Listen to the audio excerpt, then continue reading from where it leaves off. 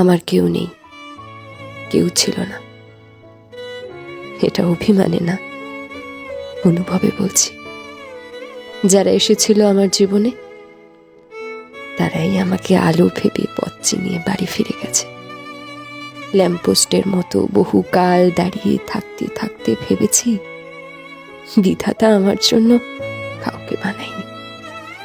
এক মাথার ওপর আকাশ ছাড়া আমাকে কেউ ভালোবাসেনি। প্রচন্ড তৃষ্ণায় কথা বলার জন্য যখন প্রিয় মানুষটিকে খুঁজেছি, তখন হাতড়ে দেখতাম শুনশান নীরবতায় একটা মাথার উপর চাঁদ দাঁড়িয়ে, তাও অন্যের আলোয় আলোকিত।